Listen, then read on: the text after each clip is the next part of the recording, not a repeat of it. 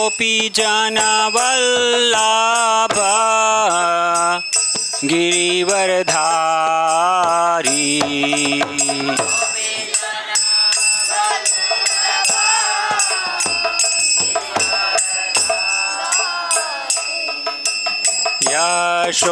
यशोदानन्दन व्रज जनरञ्जना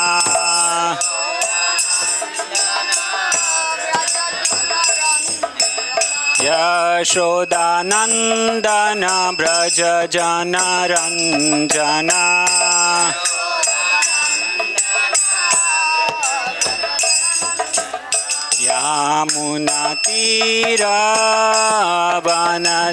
यमुनातीरवनचारी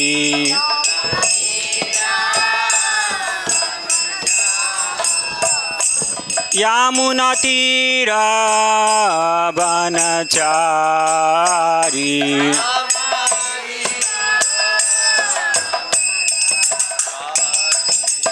जय राधा माधव कुंज बिहारी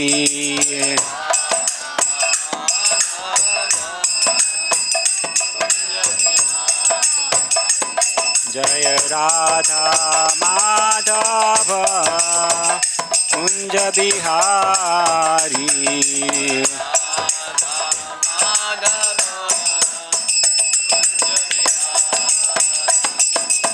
गोपीजन वल्लभ गिरिवरधारी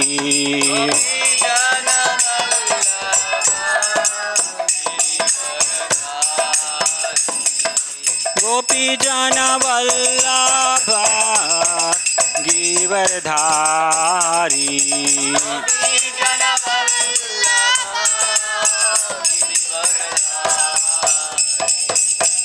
यशोदानन्दन व्रज जनरञ्जना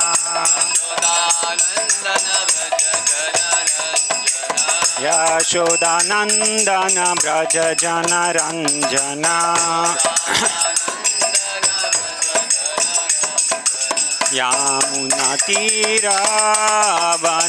यमुनातीरवनचारी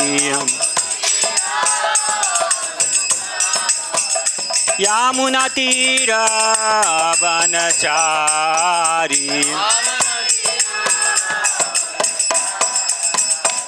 जय राधा माधव कुंज बिहारी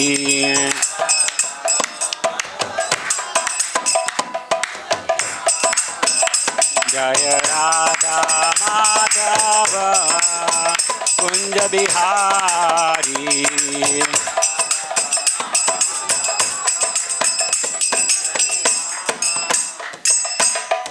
जय ओम विष्णुपाद परमहंस परिव्राजकाचार्य अष्टोत्तर शत श्री श्रीमद अभय चरणारविंद भक्ति वेदांत स्वामी महाराज प्रभुपाद की जय। श्रीमद् भागवतम की जय। गौर प्रेमानंदे। ओम विष्णुपादाय कृष्ण प्रेष्ठाय भूतले भक्ति विकास।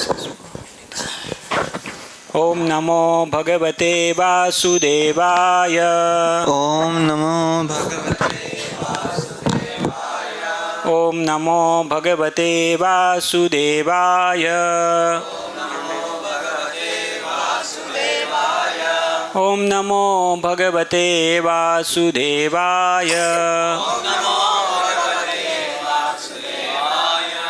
मुझे लगाने की जरूरत है, वो खाली लगाएंगे तो चलेगा ना, क्योंकि सब लोग सुनने वाले तो उनसे ही है। मुझे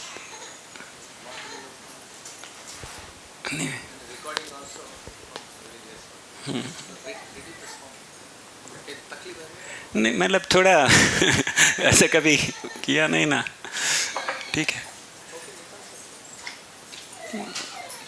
वो पहनेंगे ना।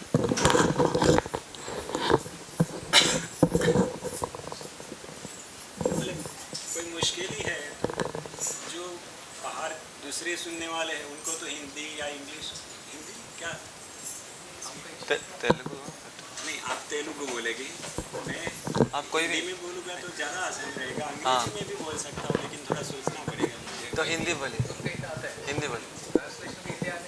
बात बाकी सब हिंदी कुछ सुनने वाले नहीं। वही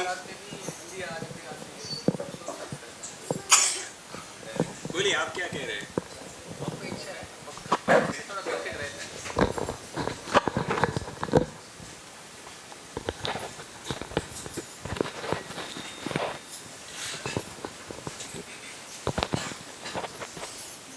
श्रीमद् भागवतम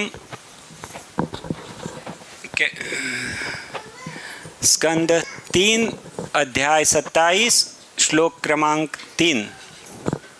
శ్రీమద్భాగవతం తృతీయ స్కందం 27వ అధ్యాయం 3వ శ్లోకం. तेन संसार पदवीं अवशो अभ्येत अनिर्वृत्तः प्रासंगिकैः कर्मदोषैः सदसन् मिश्रयोनिषु तेन संसार पदवीम् अवशोऽभ्येति अनिर्वृत्तिः अवशोऽभ्येत्य अनिर्वृत्तः प्रासंगिकैकर्मदोषैः सदसन्मिश्रयोनिषु तेन संसारपदवीम् अवशोऽभ्येत्यनिर्वृत्तः प्रासंगिकैकर्मदोषैः सदसन्मिश्रयोनिषु तेन संसारपदवीम् अवशोऽभ्येत्यनिर्वृत्तः प्रासंगिकैकर्मदोषैः सदसन्मिश्रयोनिषु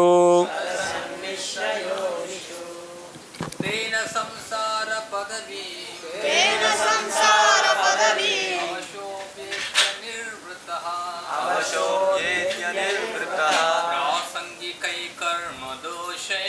प्रासंगिकैकर्मदोषै सदसन्मिश्रयोनिषु तेन संसार पदवी अवशोऽभ्येत्यनिर्वृत्तः प्रासंगिकैकर्मदोषैः सदसन्मिश्रयोनिषु तेन संसार पदवी अवशोऽभ्येत्यनिर्वृत्तः प्रासंगिकैकर्मदोषैः हाँ, नहीं तो इंग्लिश में मैं पढ़ूंगा, या तो आप तेलुगु में ही पढ़िए ना डायरेक्टली, तेलुगु में पढ़िए डायरेक्टली। बोला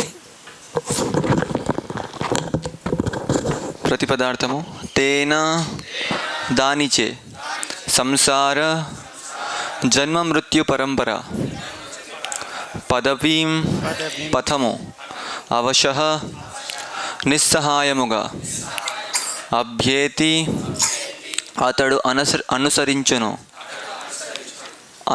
అనిర్వృతః అసంతృప్తుడు ప్రాసంగికై ప్రకృతి సంపర్కముచే కలుగునట్టి కర్మదోషై దోషయుత కర్మలు సత్ మంచి అసత్ చెడు మిశ్రమము యోనిషు వివిధ జీవజాతులయందు.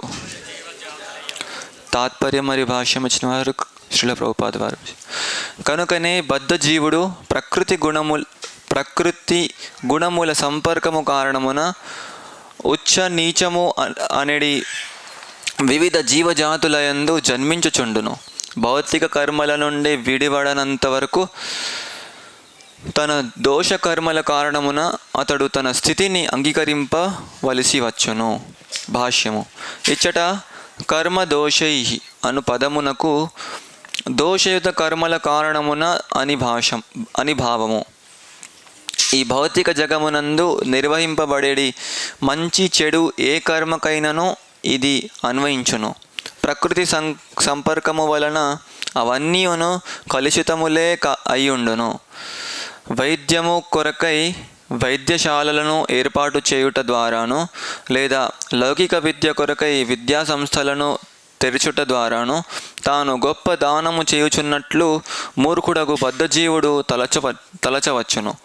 కానీ ఒక దేహము నుండి ఇంకొక దేహమునకు నిరంతరము మార్పు నొందడి కార్యము నుండి అట్టి కార్యము ఉపశమనము కలిగించనందున అది కూడా దోషయుత కర్మయేనది అతడు ఎరుగడు. సతసన్మిశ్రయోనిషు అని ఇచ్చట స్పష్టముగా తెలుపబడినది. అనగా భౌతిక జగమునందలి నామమాత్రపు పుణ్యకర్మల కారణమున అతడు ఉన్నత వంశమున జన్మించవచ్చును లేదా ఉన్నత లోకములందు దేవతా జన్మమును బడేయవచ్చును. కానీ ముక్తి నొసగిన కారణమున ఆ కర్మయు దోషయుతమే అయ్యున్నది. చక్కని స్థానమున లేదా ఉన్నత వంశమున జన్మించుచున్నాడను దాని భావము అతడు జన్మము మృత్యువు జర వ్యాధులనేది భౌతిక క్లేశముల నుండి బయటపడుచున్నాడని కాదు. ఇంద్రియ భోగమునకే గల ఏ కర్మ అయినను దోషపూరితమైనదేననియో భక్తియుక్త సేవా కర్మలే దోషయుత కర్మల ఫలము నుండి తనకు విడుదలను కలిగించుననియో ప్రకృతి ప్రభావమున గల బద్ధజీవుడు ఎరుగజాలకుండును. అటువంటి దోషయుత కర్మలను అతడు విరమింపకుండని కారణముననే వివిధ దేహములను కొన్ని ఉన్నతము మరికొన్ని నీచము మార్చుచుండును. అదే సంసార పదవీ అని పిలువబడును. దాని భావము విడుదల సాధ్యము కానట్టి ఈ భౌతిక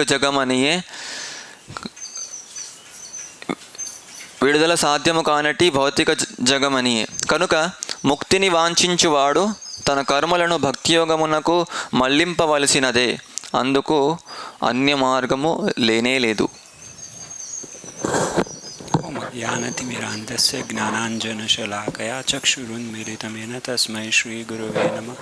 श्रीचैतन्यमनोभीष्टं स्थापितमेन भूतले स्वयं रूपः कदा मह्यं ददाति स्वपदान्तिकं वन्देऽहं श्रीगुरो श्रीयुतपदकमलं श्रीगुरून् वैष्णवांश्च श्रीरूपं साग्रजातं सहगणरघुनाथान्वितं तं सजीवं साद्वैतं सावधूतं परिजनसहितं कृष्णचैतन्यदेवं श्रीराधा कृष्णपादान् सहगणललिता श्रीविशाखान्वितांश्च. जय श्री कृष्ण चैतन्य प्रभु नित्यानंद श्री अद्वैत गदाधर शिवासादि गौर भक्तवृंद. हरे कृष्ण कृष्ण कृष्ण हरे हरे, हरे राम राम राम हरे हरे. ये सब प्रसादे लिखी चैतन्य लीला गुण जानी करी अपन शोधन. मूर्ख निशुद्र मुई विषय लालस वैष्णवाग्य बोले कर देख साहस. तो यहाँ पर जीव भौतिक जगत में किस प्रकार से फंसता है और किस प्रकार से उसमें उलझता जाता है उसका विवरण दिया गया है. ఇక్కడ ఒక బద్ధ జీవుడు ఏ విధంగా ఈ యొక్క భౌతిక ప్రపంచంలో బంధనం అవుతాడు, ఎలాగా ఈ యొక్క బంధనంలో చిక్కిపోతూ ఉంటాడు, ఈ యొక్క వర్ణన మనం ఇప్పుడు చదువుతున్నాము. ये श्लोक पढ़ने से भगवद गीता के कई श्लोक को की याद आती है जो इसके साथ जुड़े हुए हैं. సో ఈ సందర్భం ఈ యొక్క శ్లోకం ప్రకారం చదివితే మనకు భగవద్గీతలో ఎన్నో శ్లోకాలు ఈ యొక్క సందర్భం గురించి మనకు అర్థమవుతున్నాయి. जैसे कि सबसे पहले संसार पदवीम शब्द है. మొట్టమొదటి సంసార పదవీం అని ఇక్కడ పదం ఉంది. यहाँ पर शब्दार्थ में हम देखेंगे तो पदवीम का अनुवाद है ऑन द पाथ, है ना। ఇక్కడ పదవి యొక్క అర్థం పథము, और संसार मीन्स संसार भौतिक जगत। సంసారం అంటే ఈ సంసారం జన్మ మృత్యు పరంపర అని ఇక్కడ చెప్పారు. तो भगवत गीता में कोई मदद कर सकता है, ऐसा कोई श्लोक है संसार पदवीम, संसार के मार्ग में। ऐसे ही भगवत गीता में भी एक श्लोक है जो कि कैसे वो संसार में बंधते जाते हैं। సో ఇక్కడ సంసార పదవి అని చెప్పినట్లు భగవద్గీతలో మీరు ఏమైనా చెప్పగలరా? ఏమైనా శ్లోకం మళ్ళీ మళ్ళీ సంసారంలో పడిపోతూ ఉంటాము, బంధింపబడతామని చెప్తూ ఉంటూ ఎటువంటి శ్లోకం? यस वेरी गुड, प्रभु जी बताए मृत्यु संसार वर्तमनी। वो पूरा श्लोक कोई बता सकता है?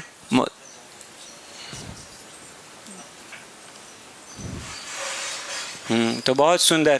अश्रद्धाना पुरुषा धर्म स्यास्य परंतप अप्राप्य माम निवर्तन्ते मृत्यु संसार वर्तमनी। वर्तमनी मीन्स उसका भी वही अर्थ है। ఇక్కడ మృత్యు సంసార వర్తమని, వర్తమని కూడా దీనికి అర్థం అదే మార్గమును, పథము. तो उस श्लोक में कारण बताया गया है कि क्यों हम मृत्यु संसार वर्तमानी उसमें क्यों भौतिक जगत में हम क्यों फंसे जा रहे हैं। ఇక్కడ ఈ శ్లోకంలో భగవద్గీతలో ఈ భౌతిక ప్రపంచంలో మనం ఎందుకు పడిపోతున్నాం, బంధనం అవుతున్నాం అని ఒక కారణం ఇక్కడ భగవంతుడు చెప్తున్నారు. अश्रद्धाना, क्या क्या कारण बताया? श्रद्धा विहीन, श्रद्धा नहीं है। కారణం ఏంటి? అశ్రద్ధదాన, శ్రద్ధ లేనివారు. तो ये बहुत ही बड़ी समस्या है और जैसे जैसे कलयुग आगे बढ़ता जाता है ये समस्या और भी बढ़ रही है. సో ఇదే పెద్ద సమస్య. ఎలాగైతే ఇప్పుడు కలియుగం పురోగమించే కొద్దీ ఈ సమస్య ఇంకా పెద్దగా అవుతుంటుంది. तो एक व्यक्ति को दूसरे व्यक्ति पे विश्वास नहीं है और जैसे कल शाम को प्रभु जी कक्षा में बता रहे थे, ఒక వ్యక్తికి ఇంకో వ్యక్తి మీద విశ్వాసం ఉండదు. ఉదాహరణకు నిన్న సాయంత్రం మనము ప్రవచనంలో వింటున్నాము, कोई जगह में कोई अकस्मात हुआ है और अभी हमको मदद करनी है लेकिन हमको डर लगता है कि कहीं हम फंस ना जाए. సో ఇక్కడ ఏదో ఇబ్బందిలో ఉన్నాడు ఒక వ్యక్తి, ఏదైనా ప్రమాదం జరిగింది, అక్కడ సహాయం చేయాలని మనం ఆలోచన వచ్చినా కూడా అక్కడ నేను ఎక్కడ ఇరికిపోతా అని భయంతో సహాయం చేయము. ये तो दूर की बात हुई. अभी भाई भाई के ऊपर विश्वास नहीं आता, माता पिता के पुत्रों के बीच में संशय खड़ा हो जाता है. సో అదే కాకుండా సొంత సోదరుల మధ్యలో లేకపోతే తల్లిదండ్రుల మధ్యలో కూడా విశ్వాసం లేకుండా ఉంటున్నారు ఇప్పుడు. तो इनका इतना नज़दीक का संबंध होते हुए भी ऐसे संशय आने लगते हैं. तो जहाँ पर हमारा कोई ब्लड रिलेशनशिप नहीं है लेकिन हम कृष्ण के संबंध में जुड़े हैं, तो एक तरह से वो नहीं होना चाहिए लेकिन फिर भी मुश्किल है थोड़ा. ఇప్పుడు మన ఎంత దగ్గర సంబంధులతోనే మనము సంబంధం బాగాలేదు, అక్కడే సంశయం వస్తుంది, విశ్వాసం ఉండట్లేదు. ఇప్పుడు ఇక్కడ మనకు రక్త సంబంధం లేదు, శారీరక సంబంధం లేదు, కానీ కృష్ణుడి యొక్క కేంద్రంగా మనం ఇక్కడ సంబంధంలో ఉన్నాం. ఇక్కడ ఇలా జరగకూడదు కానీ అలా జరుగుతుంది, దురదృష్టం. जब तक हमारी उन्नति मतलब हमारी चेतना आध्यात्मिक नहीं हो या तो हम आध्यात्मिकता में ज़्यादा प्रगति नहीं किया है, हमको ये जो श्रद्धा रखनी है, शिष्य को गुरु में श्रद्धा रखनी है, गुरु को शिष्यों में श्रद्धा रखनी है, तो इतना आसान नहीं है. సో ఇప్పుడు మన చైతన్యం అంతా పురోగమించలేదు, ఆధ్యాత్మికంగా మనం అంతా పురోగమించలేదు. కాబట్టి ఇప్పుడు మన కర్తవ్యం, ఇప్పుడు శిష్యుడిగా మనం గురువు మీద మనం విశ్వాసం పెంచాలి, గురువు మీద విశ్వాసం ఉంచాలి, గురువు కూడా శిష్యుడి మీద విశ్వాసం ఉంచాలి. సో చైతన్యం పురోగమించలే కాబట్టి ఇది చాలా కష్టంగా ఉంటుంది. लेकिन जब तक ये विश्वास नहीं करेंगे हम प्रगति नहीं करने वाले. मृत्यु संसार वर्तमनी, हमको यही मिलेगा. కానీ ఇక్కడ చెప్పినట్లు విశ్వాసం మనం ఎప్పటి వరకు అయితే పెట్టామో అప్పటి వరకు మనం ఈ మృత్యు సంసార వర్తమని మళ్ళీ ఈ సంసార సాగరంలో మళ్ళీ బంధింపబడతాం. हमको माया इतनी प्रबल है कि ये जो वास्तविक चीज़ है, वास्तविक आध्यात्मिक चीज़ है, उसमें विश्वास नहीं होता. लेकिन जो प्रेय जो हमको तुरंत सुख देने वाला है उसमें तुरंत विश्वास हो जाता है, क्योंकि वो तुरंत दिखता है। మాయ కూడా ఎంత ప్రబలంగా ఉందంటే మనకు మన ఆధ్యాత్మిక జీవితంలో మన యొక్క శ్రేయస్సుకరమైన విషయంలో మనకు విశ్వాసం అనేది వెంటనే రాదు. కానీ ఏదైతే తాత్కాలికమైన మనకు సౌకర్యం కానీ అటువంటి ప్రేయస్సుకరమైన విషయం మీద వెంటనే మనం నమ్ముతాం దాని గురించి. तो इसीलिए जब कृष्ण भावनामृत प्रचार करने वाले भक्त बाहर जाते हैं और लोगों को बताते हैं कि ये भौतिक जगत दुखालयम अशाश्वतम है, यहाँ हम सुखी नहीं हो सकते, आप कृष्ण भक्ति करो और जो भी सुख दुख आए उसको सहन करके यहाँ से निकलने का प्रयास करो. సో ఈ విధంగా ఇప్పుడు మనం భక్తులం బయటికి వెళ్ళి కృష్ణ చైతన్యం గురించి ప్రచారం చేస్తున్నప్పుడు ఇదే చెప్తాం జనులందరికీ. ఈ యొక్క ప్రపంచం అనేది దుఃఖాలయం అశాశ్వతం, ఇక్కడ దుఃఖమే ఉంటుంది, తర్వాత తాత్కాలికమైన ప్రపంచం. కాబట్టి మీరు కృష్ణుడి యొక్క సేవలో నెలకొని తిరిగి భగవంతుడి యొక్క ధామానికి తిరిగి వెళ్ళాలని మీరు ప్రయత్నించాలి అని మనం ప్రచారం చేస్తాం. तो लोगों को उसमें विश्वास होना मुश्किल हो जाता है. ఇప్పుడు ఇలా ప్రచారం చేస్తే సామాన్య జనులకి ఇది విశ్వసించాలంటే కష్టం అవుతుంది. लेकिन जैसे क्रिश्चियन तो उनका प्रचार क्या है, लो भाई आपको क्या चाहिए, पैसा चाहिए, रोटी चाहिए, जॉब चाहिए, ये ले लो.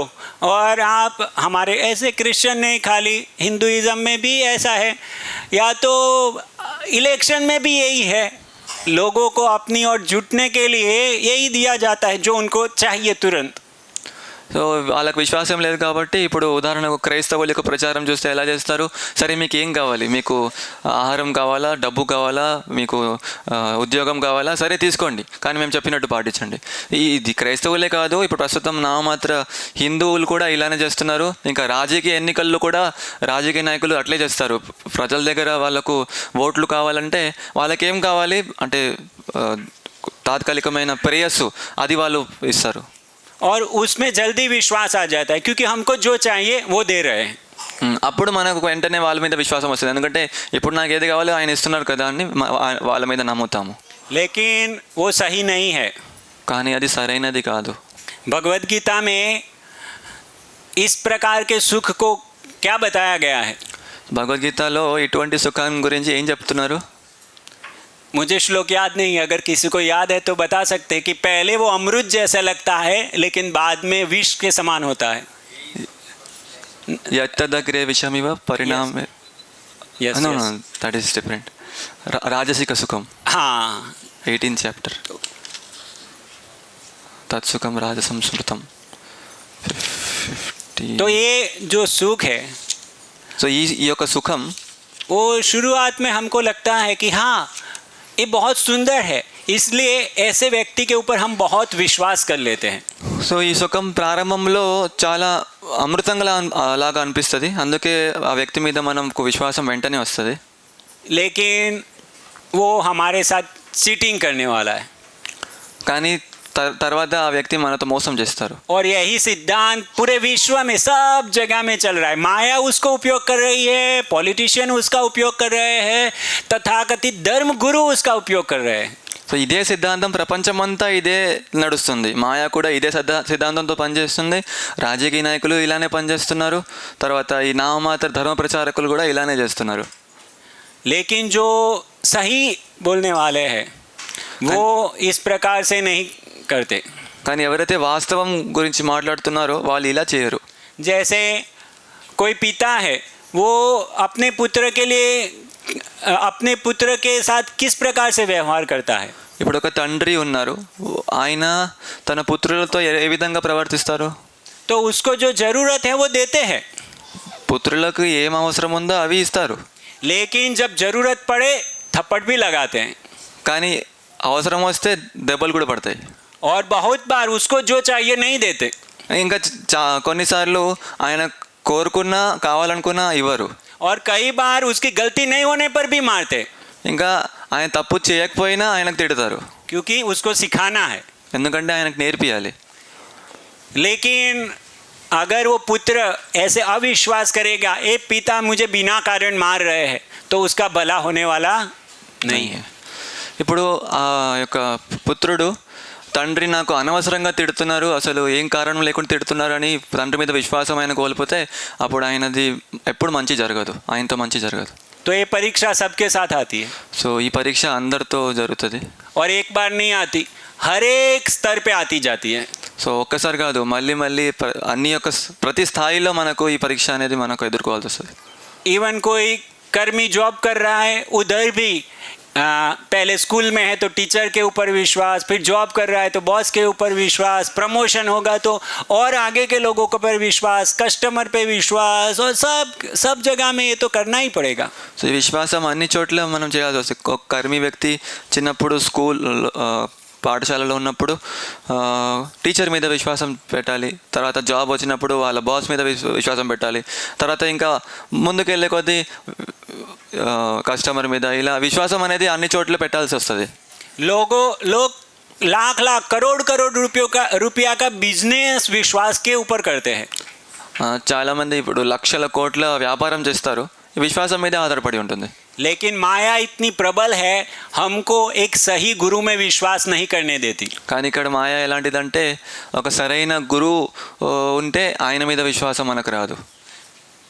जैसे ही गुरु हमको कुछ बताते हैं जो हमारे भले के लिए है, लेकिन हमारी इच्छा के अनुसार नहीं है, तुरंत डाउट. ఉదాహరణకు గురువు మనకు ఒక విషయం నేర్పిస్తున్నారు, అది మన మంచి కోసమే, మన శ్రేయస్సు కోసం, కానీ అది నా యొక్క ఇచ్ఛానుసారం కాదు, అప్పుడు వెంటనే దాని మీద మనం సందేహిస్తాము. और कोई ऐसा करेगा तो क्या होगा? ఎవరైనా ఇలా చేస్తే ఏమవుతుంది? मृत्यु संसार वर्तमनी. మృత్యు సంసార వర్తమాని. तो हमको विश्वास करना पड़ेगा, అందుకే విశ్వాసం చేయాలి, इसका कोई उपाय नहीं है. వేరే ఉపాయం లేదు. तो विश्वास क्यों नहीं आता? ఇప్పుడు విశ్వాసం ఎందుకు రావట్లే మనకు? इसी श्लोक में आगे बताया है. ఈ శ్లోకంలోనే తర్వాత చెప్తున్నారు. कोई बता सकता है? और इसी श्लोक में और एक शब्द है कि क्यों विश्वास नहीं आता हमको. ఈ శ్లోకంలోనే ఇంకో పదం ఉంది, ఇక్కడ చెప్తున్నారు ఎందుకు విశ్వాసం రాదు. अनिर्वृत्तः. अनिर्वृत्तः का अनुवाद क्या है? అనిర్వృత యొక్క అనువాదం అసంతృప్తుడు. असंतृप्त, असंतुष्टि, संतुष्टि नहीं है. సంతుష్టి లేదు, అసంతృప్తుడు. क्यों संतुष्टि नहीं है? क्योंकि कृष्ण भावनामृत में हम स्थित नहीं है. సంతుష్టి ఎందుకు లేదు? ఎందుకంటే కృష్ణ చైతన్యంలో మనం స్థిరంగా లేము. भगवद गीता में दूसरे अध्याय में एक श्लोक है. कौन सा श्लोक है? कि कृष्ण भावनामृत में जब तक हम जुड़ते नहीं तब तक संतुष्टि नहीं मिल सकती, सुख नहीं मिल सकता. భగవద్గీత 2వ అధ్యాయంలో ఈ శ్లోకం ఉంది, కృష్ణ చైతన్యంలో మనం స్థిరంగా కాకపోతే మనకు సుఖం రాదు, సంతుష్టి రాదు. ఏం శ్లోకం? नास्ति. బుద్ధిరయుక్తస్య. हाँ, जब तक व्यक्ति की बुद्धि कृष्ण भावनामृत में स्थापित नहीं होती, सुख शांति संतुष्टि कुछ प्राप्त नहीं होता. ఎప్పటి వరకు అయితే వ్యక్తి యొక్క చైతన్యం కృష్ణ చైతన్యంలో స్థిరంగా అవ్వదో అప్పటి వరకు సుఖం శాంతి ఏది కూడా లభించదు. पूरा विश्व में शांति लाने के लिए बहुत प्रयास हो रहे हैं, और देश के लेवल में भी शांति लाने के लिए प्रयास हो रहे हैं, और ऐसे ही राज्य के लेवल पे, कुटुंब के लेवल पे सब लोग बोलते हैं कि प्रेम भाव रखो एक दूसरे के साथ और मैत्री से व्यवहार करो, दूसरे को बुरा नहीं लगे इस प्रकार से मत बोलो, और इस प्रकार के प्रयास चल रहे हैं. సో విశ్వమంతా శాంతి తీసుకురావాలని ఎన్నో ప్రయత్నాలు జరుగుతున్నాయి. దేశమంతా రాజ్యంలో లేకపోతే కుటుంబంలో పరివారంలో శాంతిగా ఉండాలని అందరు ఇలా చెప్తూ ఉంటారు. అందరితో ప్రేమయుతమైన సంబంధం పెట్టుకోండి, ఎవరితో కూడా కఠినంగా దుఃఖపూరితమైన వాకులతో మీరు మాట్లాడకండి అని ఈ విధంగా ఎన్నో ప్రయత్నాలు జరుగుతూనే ఉన్నాయి. लेकिन जब तक कृष्ण भक्ति नहीं की जाएगी, अब कुछ भी प्राप्त कर लो, कितनी भी बड़ी पोजीशन हो, कितना भी सौंदर्य हो, कितना भी संपत्ति हो, कितने फॉलोवर हो, संतुष्टि नहीं प्राप्त होगी. కానీ కృష్ణ భక్తి చేయకపోతే మీరు ఎంతో గొప్ప పదవి పొందినా, ఎంతో సాధించినా, ధనం కానీ మీ సౌందర్యం కానీ ఈ ప్రఖ్యాతి కానీ ఎంత పొందినా కూడా అంత విఫలమే. और जहाँ संतुष्टि नहीं, तुरंत डाउट, और डाउट से फिर फाइट. సో ఎక్కడైతే సంతుష్టి ఉండదో వెంటనే సందేహం ఉద్భవిస్తుంది, ఆ తర్వాత వెంటనే యుద్ధం, గొడవ అవుతుంది. फाइट मीन्स खत्म, मृत्यु संसार वर्तमनी. సో గొడవ ప్రారంభమైందంటే వెంటనే దాని అర్థం మృత్యు సంసార వర్తమని. तो ये बहुत ही महत्वपूर्ण श्लोक है। गुरु महाराज इसके ऊपर काफ़ी प्रवचन दिए हैं ये श्लोक पर। సో ఈ శ్లోకం చాలా ముఖ్యమైనది. గురు మహారాజ్ ఈ శ్లోకం మీద ఎన్నో ప్రవచనాలు ఇచ్చారు. और हमको ये समझना बहुत ज़रूरी है कि ऐसा नहीं है कि हम पहले तो दूसरे संप्रदाय में थे, अभी भगवान की कृपा से हमको कृष्ण भक्ति इस्कॉन संप्रदाय मिल गया तो बस अभी हमारी चिंता मुक्त हो गए, अभी हमारा तो अश्रद्धा वाला परीक्षा समाप्त हो गया। ऐसा नहीं होगा। ఇలా కాదు. ఇంతకుముందు నేను సరే వేరే సంప్రదాయంలో ఉన్నాను, వేరే పని చేస్తున్నాను. ఇప్పుడు భగవంతుడి కృపతో ఇప్పుడు ఇస్కాన్ పరంపరలో నేను చేరాను. ఇప్పుడు ఈ విశ్వాసం గురించి ఏ పరీక్ష ఉండదు. నా పరీక్ష నేను సఫలీకృతమయ్యాను. ఇప్పుడు అలా ఏం లేదు. ऐसा नहीं होगा कि मेरी दीक्षा हो गई या ब्राह्मण दीक्षा हो गई या इवन संन्यास हो गया, अभी मेरी परीक्षा नहीं आएगी। ऐसा नहीं होगा। ఇప్పుడు నా దీక్ష అయిపోయింది, బ్రాహ్మణ దీక్ష కూడా అయిపోయింది, తర్వాత సన్యాసం కూడా తీసుకున్నాను, ఇంకా నాకు ఏం పరీక్ష రాదని అలా ఎప్పుడు జరగదు. आप सब जानते हैं दाशरथी की कथा, जो रामानुजाचार्य के शिष्य थे। దాశరథి యొక్క కథ మీ అందరికి తెలిసి ఉంటుంది. రామానుజాచార్య వాళ్ళ శిష్యుడు. तो मैं यहाँ पर कथा नहीं बताऊंगा, लेकिन रामानुजाचार्य के शिष्य थे ना। तो जब उनको बताया गया कि आप जाओ उनके गुरु की पुत्री के, वो बताया कि मेरे गुरु की पुत्री के साथ आप जाओ और उधर नौकर की तरह काम करना है, तो उन्होंने अविश्वास किया होता तो आज हम दाशरथी को याद नहीं करते।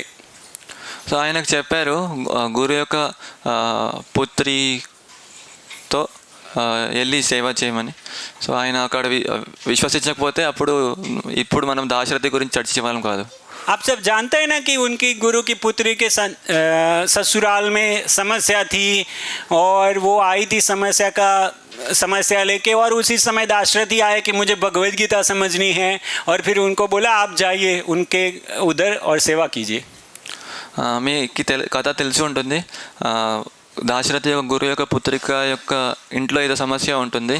సో అప్పుడే దాశరథి వస్తారు, నేను భగవద్గీత గురించి నేర్చుకోవాలని అడుగుతూ. అప్పుడు ఆయనకు ఆదేశిస్తారు వాళ్ళ ఇంటికి వెళ్ళి మీరు సేవ చేయండి అని. उन्होंने ऐसे अविश्वास किया होता, अरे मैं भगवद गीता समझने आया, मुझे उधर भेज रहे हैं, इनको बुद्धि है कि नहीं है। అప్పుడు వెంటనే ఆయన విశ్వసించకపోతే నేను ఇక్కడ వచ్చింది భగవద్గీత నేర్చుకోవడం కోసం, ఇప్పుడు అది నేర్పకుండా ఇంటికి పంపిస్తున్నారు, ఈయన బుద్ధి ఉందా లేదా అని అనుకుంటే. तो ऐसे बहुत सारे उदाहरण हैं। कोई एक भक्त थे, उनको खेती करने के लिए बोला गया था उनके गुरु के द्वारा, और खेती करते करते सब वेदों का ज्ञान उनको हो गया था। ఇంకో భక్తుడి యొక్క ఉదాహరణ ఉంది. ఆయనకు వ్యవసాయం చేయమని ఆదేశం ఇచ్చారు గురువు. వ్యవసాయం చేస్తుంటే అన్ని వేదాల యొక్క జ్ఞానం ఆయనకు అర్థమైపోయింది. और एक भक्त का उदाहरण आता है श्रीरंगम में, वो ब्राह्मण की कथा जिनको महाप्रभु बहुत ग्लोरीफाई करते हैं। ఇంకో కథ శ్రీరంగంలో ఆ బ్రాహ్మణుడి యొక్క కథ, ఆయనను చైతన్య మహాప్రభు చాలా కీర్తిస్తారు. वो ब्राह्मण को बताया कि आप मतलब वो ब्राह्मण गीता पाठ कर रहे थे और रो रहे थे। ఆ బ్రాహ్మణుడు భగవద్గీత చదువుతున్నారు, ఇంకా ఏడుస్తున్నారు. और दूसरे ब्राह्मण थे, वो उनके ऊपर हंस रहे थे। ఇతర బ్రాహ్మణులందరూ ఈయన మీద నవ్వుతున్నారు, హాస్యం చేస్తున్నారు. तो महाप्रभु पूछे कि ये लोग हंस क्यों रहे तुम्हारे पर। చైతన్య మహాప్రభు ఈ బ్రాహ్మణుడితో అడుగుతున్నారు, వీళ్ళందరూ ఎందుకు నీ మీద నవ్వుతున్నారు. तो बोले मुझे सही से ये उच्चारण करना नहीं आता इसलिए हंस रहे। సో నాకు సరిగా ఉచ్చరించడం రాదు కాబట్టి వాళ్ళు నవ్వుతున్నారు. तो फिर बोले तो उच्चारण क्यों कर रहे हो आप। మరి ఎందుకు ఉచ్చరిస్తున్నాను. तो बोले मेरे गुरुजी ने आदेश दिया है कि हर दिन गीता पाठ करना। ఎందుకంటే నా గురు మహారాజ్ నాకు ఆదేశించారు ప్రతిరోజు భగవద్గీత చదవాలి, పఠించాలి. और उनको पता था कि मुझे उच्चारण करना नहीं आता। ఆయనకు తెలుసు నాకు ఉచ్చరించడమే రాదు. फिर भी मुझे बोले इसलिए मेरा कर्तव्य है, मैं उच्चारण करूँगा। అయినప్పటికీ నాకు చెప్పారు కాబట్టి ఇప్పుడు నా కర్తవ్యం, నేను ఉచ్చరించాలి. సో నేను ప్రయత్నించాలి. तो देखो इतनी श्रद्धा के साथ करने के कारण उनका लेवल कितना उन्नत हो गया था। సో ఈ శ్రద్ధతో ఆయన ప్రయత్నిస్తున్నారు కాబట్టి ఆయన యొక్క స్థాయి ఎంత ఉన్నతంగా తయారైంది. कि भगवद गीता के ऊपर वो जब देखते थे कि कृष्ण सारथी बन गए अर्जुन के, और अर्जुन उनको आदेश दे रहे हैं, तो वो देखते ही उनके आँख में से अश्रुपात होने लगता था। సో భగవద్గీత యొక్క చిత్రపటంలోనే ఆయన చూస్తే శ్రీకృష్ణ భగవానుడు అర్జున్ యొక్క సారథి అయి అర్జునుడికి ఉపదేశిస్తున్నారు. ఈ యొక్క సందర్భం, ఈ యొక్క చిత్రపటం చూస్తేనే ఆయనకు ఏడుపు వస్తుంది. तो ये चाहिए, ये हमारी प्रगति का सूचक है। సో ఇది మనకు కావాలి. మన యొక్క ప్రగతి దీంతోనే మనకు సూచిస్తుంది. हाँ, तो भक्ति में कोई व्यक्ति आगे जा रहा है, वो कैसे पता चलेगा कि उसकी श्रद्धा कितनी बढ़ रही है? गुरु ऐसे आदेश देंगे जो हमको विश्वास ही नहीं हो, ऐसे आदेश देंगे, और उसमें भी हम श्रद्धा के साथ कार्य करते हैं, तब आगे जाके हमको पता चलेगा कि हाँ, दूसरे सब देख पाएंगे कि हम श्रद्धा के साथ कार्य करते हैं, भगवान देख रहे हैं, गुरु देख रहे हैं, और एक दिन आने पर हमको भी रियलाइज होगा कि हाँ, मैं सही रास्ते में जा रहा हूँ। उस समय हमको संशय होता है, लेकिन आगे जाके पता चलेगा सही हुआ, मैंने गुरु जी की बात मानी, आज सही हुआ। ఒక భక్తుడు ఆయన ఏ విధంగా పురోగమిస్తున్నాడు, ఆయన శ్రద్ధ ఏ విధంగా దృఢంగా అవుతుంది అని ఎలా అర్థమవుతుంది? ఇప్పుడు గురువు కొన్నిసార్లు మనం విశ్వసించలేము, అటువంటి మనకు ఆదేశం ఇస్తారు. అయినప్పటికీ అంటే మనం చేయలేనట్టు కూడా మనకు కార్యం ఇస్తారు. అయినప్పటికీ మనం పూర్తి శ్రద్ధ పెట్టి గురు యొక్క వాక్కు ప్రకారం మనము ఆచరిస్తే అప్పుడు ప్రస్తుతం ఉన్న కాలంలో మనకు అర్థం కాదు, ఎందుకు ఇలా నాకు చెప్తున్నారు, నేను చేయలేను కదా. కానీ శ్రద్ధ పెట్టి మనం చేస్తుంటే అందరూ చూస్తున్నారు, భగవంతుడు చూస్తున్నారు, గురువు చూస్తున్నారు, ఇతర భక్తులు చూస్తున్నారు. తర్వాత మనం ముందుకు వెళ్ళే కొద్దీ మనకు అర్థమవుతుంది, గురువు చెప్పింది సరైనది, నేను సరైన మార్గంలో ఉన్నాను అని మనకు విశ్వాసం వస్తుంది. जब मैं गुरु बता रहा हूँ तो यहाँ पर मैं सही गुरु की बात कर रहा हूँ, जो गुरु खुद को भगवान कहता है या भगवान को निराकार कहता है या व्यभिचारी है, ऐसे गुरु को नहीं समझिए. ఇప్పుడు నేను గురువు అని చెప్తున్నానంటే ప్రామాణిక గురువు గురించి మాట్లాడుతున్నాను. ఎవరైతే దొంగ గురువు, ఆయన నేనే భగవంతుడు అంటారు, లేకపోతే భగవంతుడు నిరాకారం అంటారు, లేకపోతే ఆయన ఒక వ్యభిచారిలా ఉంటారు, అటువంటి గురువు గురించి ఇక్కడ చర్చనే లేదు. भले ही वो सब भाव प्रकट ना कर रहे हो, लेकिन शास्त्र के अनुसार बोल रहे हैं, जो भी बोल रहे हैं वो गुरु साधु शास्त्र के अनुसार बोल रहे हैं. ఆ ప్రామాణిక గురువు గురించి మాట్లాడుతున్నాను. ఆయన ఉన్నతమైన భావాలు ప్రకటించకపోయినా ప్రామాణిక శాస్త్రం నుంచి ఆయన ఉన్నట్టు మాట్లాడుతున్నారు. అటువంటి వ్యక్తి గురించి మనం చర్చిస్తున్నాం. और ऐसे प्रतिनिधि जो गुरु के द्वारा रखे जाते हैं वो भी उनके समान है. సో ఆ యొక్క ప్రతినిధి, గురు యొక్క ప్రతినిధి, గురు ద్వారా ఆ యొక్క ఉంచబడ్డారు, ఆయన కూడా గురుతో సమానం. तो हमारे जीवन में ऐसी परीक्षाएं आएगी अगर हमको भक्ति में प्रगति करनी है तो. సో ఈ విధంగా మనకు జీవితంలో ఎన్నో పరీక్షలు వస్తాయి. జీవితంలో పురోగమించాలంటే పరీక్షలు వస్తాయి. क्योंकि हमारे अंदर ऐसे तो नहीं बोल सकता, लेकिन सभी बद्ध जीवों के अंदर अनर्थ भरे हुए होते हैं. సో ప్రతి బద్ధ జీవులు అంటే ఎన్నో అనర్థాలు ఉంటాయి. क्योंकि आप में से कोई भक्त उन्नत हो सकता है, इसलिए मैं ऐसे प्रयोग किया. సో మన అందరం గురించి నేను చెప్పలేను, ఎందుకంటే ఇక్కడ కొందరు ఏమో ఉన్నతమైన స్థాయిలో ఉండొచ్చు.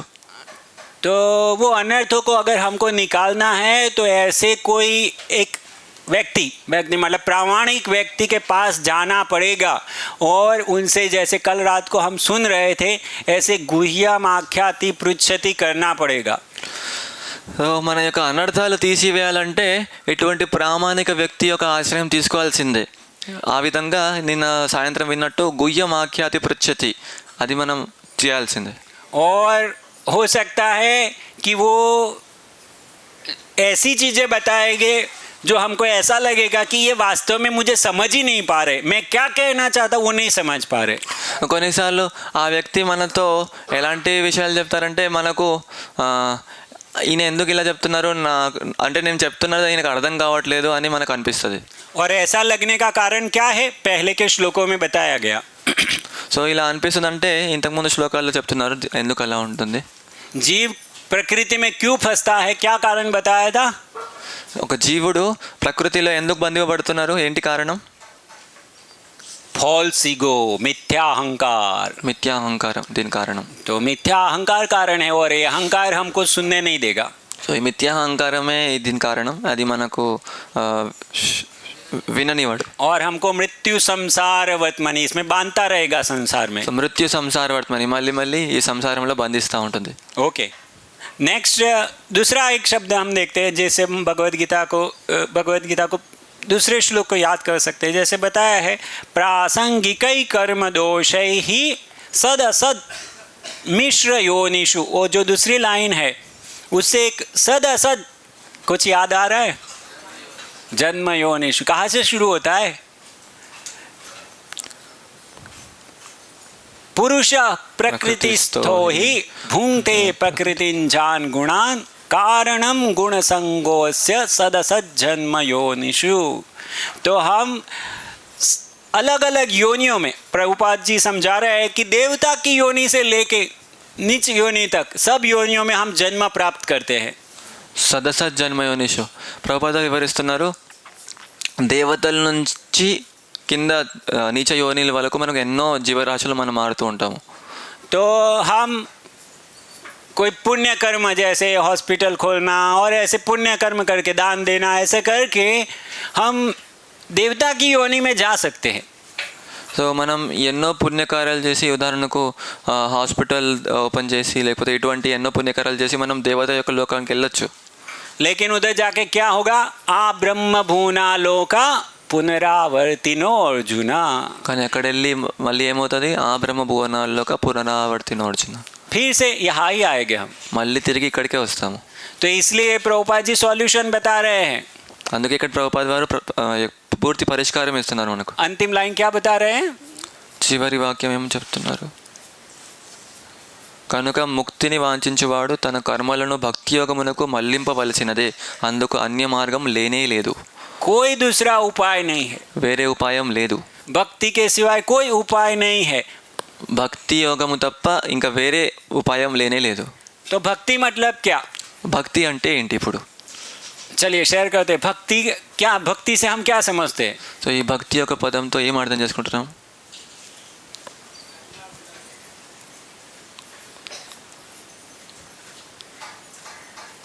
यस. तो अन्याभिलाषिता शून्यम. अन्याभिलाषिता नहीं हो मतलब उसमें क्या क्या नहीं होना चाहिए? సో అన్యాభిలాషిత శూన్యం అంటే ఏది శూన్యం? ఏమేమి ఉండకూడదు? हाँ, कर्म ज्ञान.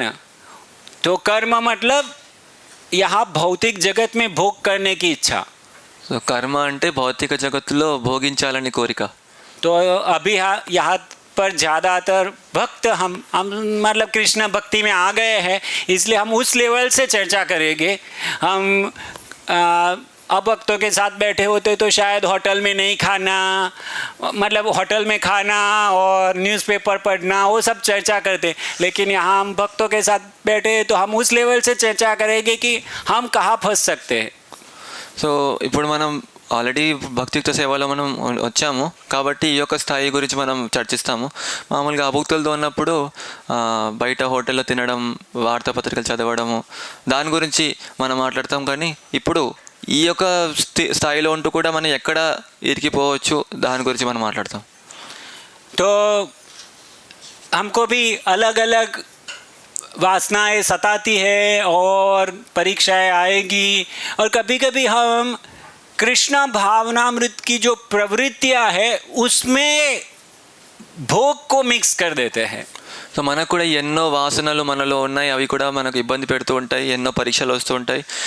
ఇంకా కొన్నిసార్లు కృష్ణ భావనామృతం, కృష్ణ చైతన్యంలో అసలైన ప్రవృత్తి ఏదైతే ఉందో అందులో కూడా మనం భోగంని కలిపేస్తూ ఉంటాం, భోగ ప్రవృత్తిని కలిపేస్తాము. तो हमको जो आगे बढ़े हुए व्यक्ति है, जो वरिष्ठ भक्त है, उनसे इसके विषय में सुनना पड़ेगा.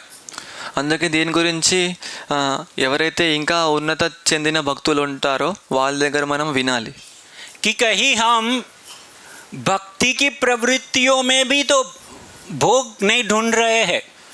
ఎందుకంటే భక్తి యొక్క ప్రవృత్తి, భక్తి యొక్క పేరుతో కూడా మనం అందులో భోగం వెతుకుతున్నామా లేదా అని మనం వినాలి దాని గురించి. कहीं हम कृष्णा कॉन्शियसनेस को एंजॉय करने का तो प्रयास नहीं कर रहे हैं. కృష్ణ చైతన్యాన్ని భోగించాలని మనం ప్రయత్నిస్తున్నామా అని చూడాలి. तो जब हम शुद्ध भक्तों से सुनते हैं तो उनके द्वारा हमारा हार्ट सर्जरी किया जाता है. సో ఎప్పుడైతే మనం శుద్ధ భక్తుల నుంచి వింటామో అప్పుడు వాళ్ళ చేత మన యొక్క హృదయం హార్ట్ సర్జరీ అవుతుంది. और इस हार्ट सर्जरी में वो एनेस्थेसिया नहीं लगाते. ఈ హార్ట్ సర్జరీలో వాళ్ళు ఎనస్థీషియా మత్తు ఇవ్వడం అనమాట. इसलिए थोड़ा दर्द भी होता है. అందుకే నొప్పి అవుతుంది, నొప్పి వేస్తుంది చాలా. और जो सहन कर लेगा वो जल्दी प्रगति करेगा, नहीं तो फिर उसको धीरे धीरे प्रगति होगी. ఎవరైతే సహించగలరు ఆ నొప్పిని వాళ్ళు చాలా వేగంగా పురోగమిస్తారు. సహించని వాళ్ళు కూడా పురోగమిస్తారు, మెల్లమెల్లగా పురోగతి జరుగుతుంది. ऐसे कर्म ज्ञान, अभी ज्ञान से भी मुक्त होना चाहिए. సో ఇప్పుడు కర్మ తర్వాత జ్ఞానం నుంచి కూడా మనం ముక్తి చేయాలి, ముక్తి పొందాలి. तो ज्ञानी उनकी ज़्यादा मुक्ति की इच्छा होती है. జ్ఞాని అంటే ఆయన కోరిక ఎప్పుడు ముక్తి కావాలని కోరుకుంటాడు. अभी हमको लगे कि हमको तो मुक्ति की इच्छा नहीं है. ఇప్పుడు మనకు అనిపిస్తుంది నాకు ఎక్కడ ముక్తి కోరిక ఉంది అని మాకు అనిపిస్తుంది. हमको तो भक्ति ही चाहिए. నాకు భక్తియే కావాలి. लेकिन हमको पता नहीं मुक्ति कितनी लुभावनी है. కానీ మనకు తెలీదు ముక్తి ఎంత లోభిస్తుంది, మనలో ఎలా కోరిక ఉంది అటువంటి మనకు అర్థం కాదు. अभी हमारी परीक्षा नहीं आई इसलिए हम ऐसे बोल रहे हैं. దానికి సంబంధించిన పరీక్ష మనకు రాలే కాబట్టి మనం ఇలా మాట్లాడుతున్నాం. जैसे गुजरात में एक स्वीट है गारी करके. గుజరాత్లో ఒక స్వీట్ ఉంది గారి. अभी आप लोगों ने शायद नाम नहीं सुना होगा. ఈ పేరు ఎప్పుడు వినలేమో. लेकिन बहुत ही अच्छी स्वीट है. చాలా మంచి స్వీట్ అది. हाँ, तो अभी आप लोगों को मैं उसके विषय में कुछ भी बताऊँ तो आप आसानी है उसमें क्या हमको नहीं चाहिए. దాని గురించి నేను ఎంత వివరించినా మీకు తెలియదు కాబట్టి నాకు వద్దు అని చెప్తారు మీరు. लेकिन मैं सुंदर पुलियोहरा के विषय में बताऊँ तो అది పులిహోర గురించి మాట్లాడితే तो मुश्किल है उसको छोड़ पाना. దాన్ని వదిలేయడం చాలా కష్టం. तो क्योंकि मुक्ति का जो प्रलोभन है अभी हमारे सामने आया ही नहीं है, इसलिए हम बोल देते हैं मुक्ति मुझे नहीं चाहिए, मुझे तो भक्ति चाहिए. సో ముక్తి యొక్క ప్రలోభన్ అంటే తెలుగులో కూడా ప్రలోభన్ అంటారు. సో ఇప్పుడు మన ముందు ఇంకా అటువంటి పరీక్ష రాలేదు కాబట్టి నాకు ముక్తి వద్దు భక్తియే కావాలని మనం చెప్తూ ఉంటాం భక్తి. लेकिन जब तक हम भक्ति में आगे नहीं बढ़ते ये मुक्ति की कामना से मुक्त नहीं हो पाते हम. కానీ ఎంతవరకు అయితే భక్తిలో మనం ముందుకెళ్ళమో అప్పటి వరకు ఈ ముక్తి యొక్క కోరిక నుంచి మనం బయటపడము. शुद्ध भक्ति के 6 फल है. शुद्ध भक्ति में जैसे जैसे प्रगति करते हैं एक एक फल प्राप्त हो जाता है. तो उसमें तीसरा, अगर मैं गलती नहीं करता तो तीसरा फल है मोक्ष लघुताकृत. శుద్ధ భక్తిలో పురోగమిస్తూ ఉంటే 3 లక్షణాలు మనలో కలుగుతాయి. అందులో మూడో లక్షణం ఇది 6 లక్షణాలు కలుగుతాయి మెల్లమెల్లగా పురోగమిస్తే. మూడోది మోక్ష లఘుతాకృత్. तो अगर हम दृढ़ता से भक्ति के कार्यों को पालन करते हैं तो धीरे धीरे धीरे हमारे हृदय से ये निकल जाएगी. సో భక్తి చాలా తీవ్రంగా మనం ఆచరిస్తే మెల్లమెల్లగా ఈ అనర్థాలన్నీ పోతాయి. गुरु महाराज बारंबार ये श्लोक उद्धृत करते हैं, भुक्ति मुक्ति पिशाची यावत हृदय वर्तते. फिर आगे की लाइन मुझे भी नहीं. हाँ, भक्ति सुखस्य कथम अभ्युदयो भवेत. तो जब तक हमारे हृदय में भुक्ति और मुक्ति 2 पिशाची बैठी है तब तक हमको कहाँ से कृष्ण भक्ति का सुख का अनुभव हो सकता है. సో ఈ శ్లోకం యొక్క అర్థం ఎప్పటివరకైతే మన హృదయంలో భుక్తి ఇంకా ముక్తి అనే పిశాచులు నివసిస్తున్నాయో అప్పటి వరకు కృష్ణ భక్తి మనకి ఎప్పుడు వస్తుంది ఉన్న వరకు. तो यहाँ जो हमने अश्रद्धता वाला श्लोक सुना उसमें भी प्रभुपाद जी यही चीज़ बताते हैं. ఈ అశ్రద్ధాన శ్లోకం మనం చదివాము, ఇందులో కూడా ప్రభుపాదారు ఇదే వివరిస్తున్నారు. महापुरुषों से वैदिक प्रमाणों को सुनकर भी अभागे लोग ईश्वर में श्रद्धा नहीं रखते. సో భగవంతుడి గురించి గొప్ప మహాత్ముల దగ్గర విన్నా కూడా జనులు భగవంతుడి మీద విశ్వాసం ఉంచారు. और जो 13 पुरुष प्रकृति स्थो ही वो जो श्लोक हमने सुना उसमें भी प्रभुपाद जी वही चीज़ बताते हैं. పురుష ప్రకృతిస్థో హి ఆ శ్లోకంలో కూడా ప్రభుపాదారు ఇదే వివరిస్తున్నారు. उसमें उस तात्पर्य में हम जब आगे जाते हैं तो प्रभुपाद जी बताते हैं कि ये जो हमारी भोग वासना है प्रकृति के ऊपर हावी होने की और भोग करने की, उससे हम कैसे निकल सकते हैं. ఆ శ్లోకంలో తాత్పర్యంలో ప్రభుపాద చెప్తున్నారు ఈ యొక్క భౌతికమైన వాసన ఏదైతే మనలో ఉంది భోగించాలని అందులోంచి ఎలా బయటపడగలము. एक गुण हमको नचाया करते हैं, कभी सत्वगुण कभी रजोगुण कभी तमोगुण. ఈ సత్వగుణం రజోగుణం తమోగుణం మనల్ని నాట్యం చేపిస్తూ ఉంటుంది మనతో. तो उससे ऊपर कैसे उठा जाए, దీని నుంచి ఎలా బయటపడాలి. तो प्रभुपाद जी बताते हैं वन हैज़ टू राइज, कि हमको ऊपर उठना पड़ेगा. సో ప్రభుపాదారు చెప్తున్నారు దీని నుంచి మనం బయటపడాల్సిందే. Second paragraph second line. Yes, వివిధ ప్రకృతి గుణములతో అతని సాంగత్యమే అందుకు కారణము కనుకనే ఎవరైనాను ఈ త్రిగుణములకు అతిథులై నిజ స్థితిలో నెలకొనవలెను. That is called Krishna consciousness. वो कृष्ण भावनामृत है. ఆ విధముగా నిజ స్థితిలో నెలకొనుటే కృష్ణ చైతన్యము. और फिर और आगे पढ़िए थोड़ा. అట్టి దివ్యమైన కృష్ణ చైతన్య స్థితిలో నెలకొనంత వరకు జీవుడు తన భౌతిక చైతన్యము చేత ఒక దేహము నుండి మరొక దేహముకు పరిణామము చెందవలసి ఉండును. అతడు అనాదిగా భౌతిక వాంఛలను కలిగి ఉండుటే అందులకు కారణము. జీవుడు అట్టి భౌతిక భావనను మార్చుకొనవలెను. భౌతిక భావనలో లేక చైతన్యములో మార్పు అనేది ప్రామాణికుల నుండి శ్రవణము చేయుట ద్వారానే సాధ్యపడగలదు. ये सॉल्यूशन है. प्रामाणिक व्यक्तियों से सुनना, खाली सुनना नहीं बताया, प्रामाणिक व्यक्तियों से सुनना. हम जैसे व्यक्ति से सुनते हैं ऐसा फल प्राप्त होता है. और उदाहरण भी बताया. Next the best example. అర్జునుడు భగవతత్వమును గూర్చి శ్రీకృష్ణు నుండి శ్రవణం చేయుట అనేది ఇక్కడ ఉత్తమ ఉదాహరణ. జీవుడు అట్లు శ్రవణ విధానమును అనుసరించినచో భౌతిక ప్రకృతిపై ఆధిపత్యము వహింపవలెనను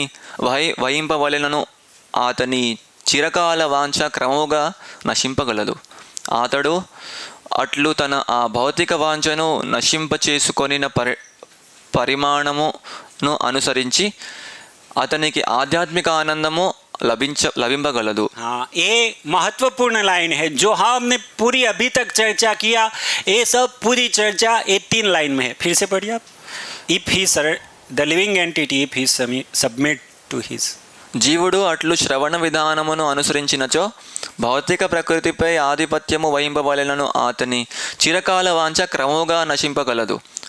అతడు అట్ల తన ఆ భౌతిక వాంఛను నశింపచేసుకొనిన పరిమాణమును అనుసరించి అతనికి ఆధ్యాత్మిక ఆనందము లభింపగలదు. నెక్స్ట్ और पढ़िए आगे. దేవాది దేవుని సాంగత్యములో జీవుడు జ్ఞానవంతుడైన కొలది ఆ జ్ఞాన పరిమాణమును అనుసరించి అతడు శాశ్వత ఆనందముతో కూడిన జీవితమును ఆస్వాదించునని వేదమంత్రములలోని తైత్తరీయోపనిషత్తులో చెబుతుండెను. तो ये जो भगवान के भक्त है उनसे सुनना, और भगवान भगवद गीता में बताते हैं मुझसे सुनो. किस प्रकार से सुनो? సో భగవంతుడి యొక్క భక్తుల నుంచి వినాలి. తర్వాత భగవద్గీతలో కృష్ణుడు చెప్తున్నట్లు నా నుంచి వినాలి. ఏ విధంగా వినాలి? इस श्लोक पर श्रील प्रभुपाद ने सबसे ज्यादा प्रवचन बता दिए हैं. कौन सा श्लोक है? 7.1. हाँ, మయ్యాసక్త मय्यासक्त. आसक्ति के साथ सुनना चाहिए ऐसे भक्तों से. సో ఏ విధంగా శ్రవణం చేయాలి? ఆసక్తితో మనం వినాలి, अश्रद्धा के साथ नहीं. అశ్రద్ధతో కాదు. और सुनना मतलब ऐसा नहीं लेक्चर दे रहे तब सुनना. వినడం అంటే కేవలం ప్రవచనం ఇస్తున్నప్పుడు వినడం అట్లా కాదు. वो जब हमको बोलते हैं कि आप गाय चराने जाओ तभी भी सुनना है. ఆయన మనకు చెప్పినప్పుడు మీరు వెళ్ళి ఆవులు మేపండి, అప్పుడు కూడా వినాలి. और वो बोले आप बर्तन घिसो तभी भी सुनना है. వెళ్ళి పాత్రలు తోము అని అప్పుడు చెప్పినా కూడా వినాలి. वो बोले कि 1 घंटे में ये कार्य हो जाएगा तभी भी सुनना है. ఈ 1 గంటలో ఈ పని చేయాల్సిందే అని చెప్పి అప్పుడు కూడా వినాలి. कम से कम प्रयास करना चाहिए. भगवान को प्रार्थना करना चाहिए कि मुझे ये आदेश हुआ है कि 1 घंटे में ये कार्य करना है. भगवान आप शक्ति दीजिए. ప్రయత్నించాలి, భగవంతుని ప్రార్థించాలి. నాకు ఇప్పుడు ఆదేశించారు 1 గంటలో ఈ కార్యం చేయాలి, అందుకే మీరు శక్తి ఇవ్వండి. अश्रद्धा नहीं करनी चाहिए. అశ్రద్ధ చేయకూడదు. जब प्रामाणिक व्यक्ति आदेश देते हैं तो उसके साथ शक्ति भी आती है. సో ప్రామాణిక వ్యక్తి ఆదేశిస్తున్నారంటే ఆ ఆదేశంతో శక్తి కూడా వస్తుంది. तो हमको प्रयास करना चाहिए. మనం ప్రయాసం చేయాలి, ప్రయత్నించాలి. प्रभुपाद जी लीला अंतर्गत ये करके हमको दिखाए कि देखो मैंने ये प्रयास किया और उसके फल स्वरूप आज हम यहाँ बैठे हैं, कृष्ण भक्ति कर रहे हैं. సో ప్రభుపాద్ వారు స్వయంగా ఆయన ఉదాహరణ మనకు చూపిస్తున్నారు. నేను ఈ ప్రయత్నించాను, ఆ యొక్క ఫల స్వరూపు ఇప్పుడు మనం అందరం ఇక్కడ కూర్చోన్నాము. तो आसक्ति सहित सुनना चाहिए. అందుకే ఆసక్తితో శ్రవణం చేయాలి. और ऐसा ही एक श्लोक आप लोगों ने थोड़े समय पहले चर्चा कर लिया. ఇట్లాంటి శ్లోకమే ఇంతకుముందు మనం చర్చించాము. ఏంటది? वो 25वां अध्याय था जहाँ जिसका टाइटल है the glories of devotional service. 25वां 3వ अध्याय స్కందం 25వ అధ్యాయంలో ఈ శ్లోకం ఉంది. 20वां श्लोक. 20వ శ్లోకం. प्रसंगम अजरम पाशम आत्मनः कवयो विदुः स एव साधुषु कृतो मोक्ष द्वारम अपावृतम. पढ़िए अनुवाद. భౌతికత్వము నెడ ఆసక్తియే శుద్ధాత్మకు గొప్ప పాశమని పండితుడైన ప్రతి ఒక్కడు చక్కగా ఎరిగి ఉన్నాడు. కానీ అదే ఆసక్తిని ఆత్మదర్శులకు భక్తుల ఎడ చూపినచో అది మోక్ష ద్వారమును తెరవగలదు. तात्पर्य फर्स्ट लाइन सुनिए ध्यान से. భాష్యము: ఒకదాని ఎడ గల ఆసక్తి బద్ధ జీవనపు బంధ కారణము అగుచుండ అదే ఆసక్తిని వేరొక దాని అందు నిలిపినప్పుడు మోక్ష ద్వారమును తెరుచుచున్నదని ఇక్కడ స్పష్టముగా తెలుపబడినది. ఆసక్తిని మనము నిర్మూలింపజేయజాలము. ओके ओके ठीक.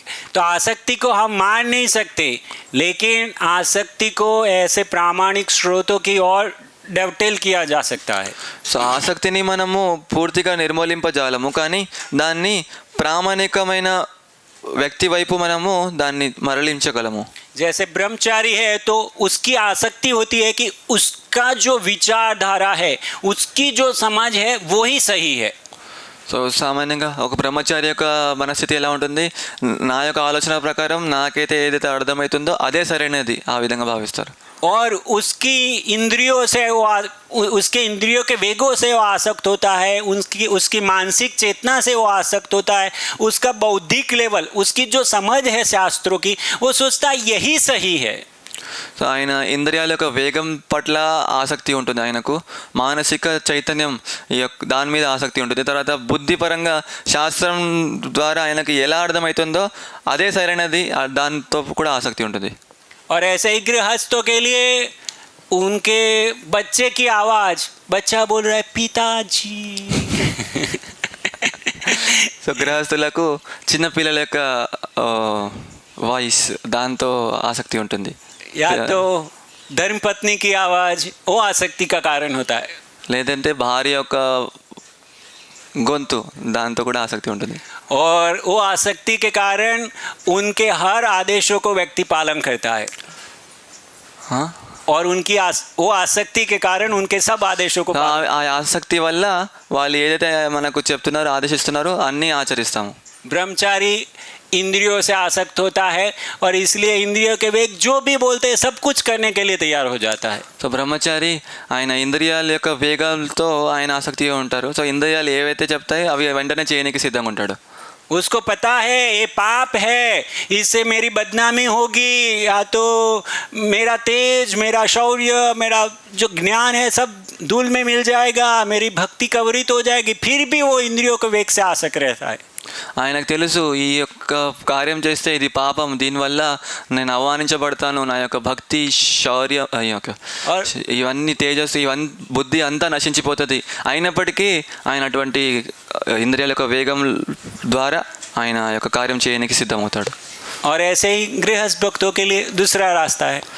అదేవిధంగా గృహస్థులు కూడా వేరే మార్గంలో వాళ్ళు ఆ విధంగా చేస్తారు. लेकिन अगर ये आसक्ति भगवान के शुद्ध भक्तों के प्रति लगाई जाए तो हमारा मोक्ष द्वारम अपावृतम. కానీ ఎప్పుడైతే ఇదే ఆసక్తిని భగవంతుడి యొక్క శుద్ధ భక్తుల పట్ల మనం మళ్ళిస్తామో అప్పుడు మోక్ష ద్వారం అపావృతం. वो जो आदेश करेंगे उसका पालन करेंगे, వాళ్ళు ఏదైతే ఆదేశిస్తారో అదే నేను పాటిస్తాను, और उसमें संतुष्ट रहेंगे. అందులోనే నేను సంతృప్తి అయి ఉంటాను. उसमें मेरे शरीर का हानि हो, लाभ हो, क्या होगा वो नहीं देखूंगा. దాంట్లో నా శరీరానికి లాభం జరుగుతుందా లేకపోతే నష్టం జరుగుతుందా అది నాకు సంబంధం లేదు. जैसे गोपिया बोली, ठीक है नारद मुनि को जितनी दूर ले जानी है ले जाइए, कृष्ण का हेडेक दूर हो रहा है ना. ఎలాగైతే గోపికలు నారద మునితో చెప్తున్నారు, ఎంత ధూళి కావాలో అంత తీసుకెళ్ళండి, దీంతో కృష్ణుడి యొక్క ఆ యొక్క తలపోటు తగ్గిపోతే అది చాలు మాకు. ओके 5 मिनट मैंने ज़्यादा ले लिया, क्षमा कीजिए. हरे कृष्णा. ठीक है. श्रील प्रभुपाद की జయ. श्रीमद् भागवतम की जय. गौर प्रेमानंद. प्रश्न है तो पूछिए, मैं प्रयास करूँगा, लेकिन ऐसे प्रश्न नहीं पूछिए कि जो परिस्थिति जन्य होते हैं. जैसे आप लोग यहाँ रह रहे हैं तो आपको लगता होगा कि यहाँ ये समस्या है, लेकिन ऐसा नहीं है. तो सब जगह में ऐसा ही, भौतिक जगत ऐसा ही है. तो समस्या हमारे साथ है, हम उसको सहन नहीं कर पा रहे, और अगर सहन नहीं कर पाएंगे तो ऊपर नहीं उठेंगे. इसलिए प्रभु जी कोई ऐसे करेगा तो क्या करे, प्रभु जी ऐसा हो तो क्या, ऐसे प्रश्न कोई सॉल्यूशन नहीं, सहन करो, यही सॉल्यूशन है। उसका कारण दूसरा नहीं है, उसका कारण मैं ही हूं। वो जो दूसरे से मुझे परेशानी हो रही है तो उसका कारण दूसरा नहीं है, उसका कारण मैं ही हूँ। चाहे वो मेरा बॉस हो या मेरा मतलब मेरे ऊपर वाला हो या मेरे नीचे वाला हो, दोनों बाजू से परेशानी हो सकती है, लेकिन दोनों बाजू कारण मैं ही हूँ, चाहे मैं ऊपर वाला हूँ चाहे मैं नीचे वाला हूँ। तो ऐसे प्रश्न पूछने का कोई मतलब नहीं है, उसका आंसर एक ही है, सहन करो। भगवान ने बताया मात्रा स्पर्शास्तु कौन्तेय शीतोष्ण सुख दुखदा आगमापायिनो नित्यास्ताम दीक्षस्व भारत। और भक्तों के जो गुण अभी आपने इस अध्याय में सीखे, पहला गुण है तितिक्षवा, तो तृणादपि, तो ये सहनशीलता बढ़ाओ। जितनी सहनशीलता बढ़ेगी उतना कोई प्रश्न नहीं होगा। हमको लगता है कि हमारी स्थिति क्या है, मुझे इतना सहन करना पड़ रहा है। वो प्रहलाद महाराज की स्थिति देखिए, माता देवकी की स्थिति देखिए, अपना भाई, हमको लगता है ये अथॉरिटी मेरे साथ ऐसा करता है या तो ये ऐसा कर रहा है, अरे उधर उनका भाई है, देवकी का भाई है, और उनके पुत्रों को किस हद तक उनको मार रहा है। वो कोई भाई अपने बहन के पुत्रों को मारे, ऐसा हम कल्पना कर सकते हैं? और फिर भी वो सहन किए जा रही है, कुछ बोल नहीं रही है। और प्रहलाद महाराज अपने पुत्र को मारने का प्रयास कर रहे हैं, जो रक्षक है, पिता रक्षण करते, वो पिता मारने का प्रयास कर रहा है, तो भी वो सहन कर रहे। तो इस तो सॉरी मैं भूल गया। సో మనం భక్తుల యొక్క లక్షణాల్లో మొట్టమొదటి భగవద్గీతలో నేర్చుకునేది తితిక్ష. కృష్ణుడు మాకు నేర్చుకున్నాడు సహించడం. ఈ సహింశీలత మనము ఎంత ఎక్కువైతే పెంచుతుంటామో సహనం అనేది, అప్పుడప్పుడు ఏ సమస్య ఉండదు. ఎందుకంటే సహనం అంటే మొట్టమొదటి అర్థం చేసుకోవాలి, ఇప్పుడు ఎవరితో అయినా సమస్య ఉన్నా ఆ సమస్య కారణం ఆ ఎవరో కాదు, నేనే కారణం. ఎవరైనా సరే, కానీ అక్కడ కారణం నేనే అయి ఉన్నాను అని అర్థమైతే అప్పుడు సహనం అనేది ఉంటుంది. కాబట్టి సమస్య ఉండదు, ఏ ప్రశ్న ఉండదు.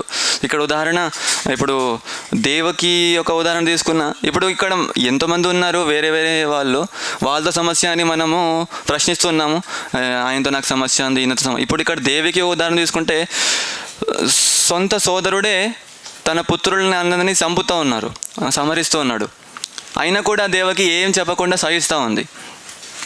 తర్వాత ప్రహ్లాద్ మహారాజ్ సొంత తండ్రి అంటే రక్షకుడు, రక్షించాలి, కానీ ఇక్కడ ప్రహ్లాద్ మహారాజ్ని చంపాలని ప్రయత్నిస్తున్నాడు, అయినా కూడా ప్రహ్లాద్ మహారాజ్ సహిస్తున్నారు. సో ఈ విధంగా సహనం అనేది గుణం మనం నేర్చుకోవాలి. ఎప్పుడైతే సహిస్తూ ఉంటామో అప్పుడు ఏ ప్రశ్న రాదు సమస్య గురించి. ఓకే, అభి కిసికా కోई ప్రశ్న, ఇప్పుడు ఏమైనా ప్రశ్న ఉంటే అడగండి. यस